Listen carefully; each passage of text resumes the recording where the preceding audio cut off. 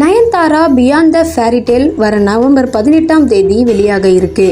இந்த டாக்குமெண்ட்ரியில் நயன்தாராவுடைய தனிப்பட்ட வாழ்க்கை, திரைப்பயணம், அவங்க சந்தித்த பிரச்சனைகள், வெற்றிகள், காதல், கல்யாணம்னு எல்லாத்த பற்றியும் பேச போகுது.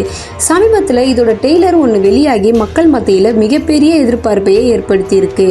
இந்த டாக்குமெண்ட்ரியில் நயன்தாரா நடித்த பல படங்களோட சாங்ஸ், வீடியோ கிளிப்ஸ்னு யூஸ் பண்ணப்பட்டிருக்கு. ஆனால் நானும் ரவுடிதான் படம் சம்மந்தப்பட்ட எதுவுமே இந்த டாக்குமெண்ட்ரியில் இடம்பெறலை.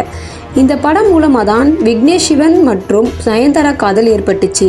அப்படிப்பட்ட இந்த படம் சம்மந்தப்பட்ட சாங்ஸ், வீடியோஸ் எதுவுமே இடம்பெறாமல் போனதுக்கு இந்த படத்தோட ப்ரொடியூசர் தனுஷ் தான் காரணம்னு நயன்தாரா குற்றம் சாட்டி அறிக்கை ஒன்று வெளியிட்டிருக்காங்க. இந்த அறிக்கை மூலமாக நயன்தாரா என்ன சொல்லியிருக்காங்கன்னா, டாக்குமெண்ட்ரி ட்ரெய்லரில் நானும் ரவுடிதான் படத்தோட beyond the scenes 3 seconds video use பண்ணியிருந்தோம்.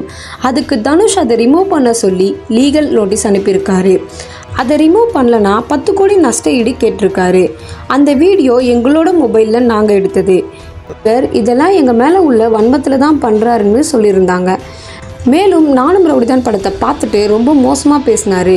ஆனால் அந்த படம் மிகப்பெரிய ஹிட் ஆயிடுச்சு. அது இவருக்கு பிடிக்கலை. அந்த வன்பத்தில் தான் இப்போ வரைக்குமே அவர் இப்படி பண்ணிட்டு இருக்காரு. ஆடியோ லான்ச்சில் மட்டும் நல்லவன் மாதிரி பேசினா போதாது, அந்த மாதிரி நடந்துக்கணும்.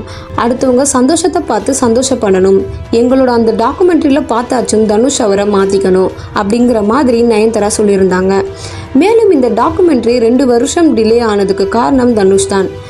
நானும் ரவுடிதான் படத்தோட சாங்ஸ், வீடியோஸ் பண்ண பெர்மிஷன் கேட்டு வெயிட் பண்ணி கடைசி வரைக்கும் அதுக்கு அனுமதி கொடுக்கலன்னு சொல்லியிருக்காங்க.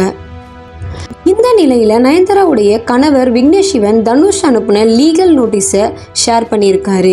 மேலும் தனுஷ் மென்ஷன் பண்ண 3 செகண்ட்ஸ் வீடியோ கிளிப் என்ன அப்படின்றதையும் ஷேர் பண்ணியிருக்காரு.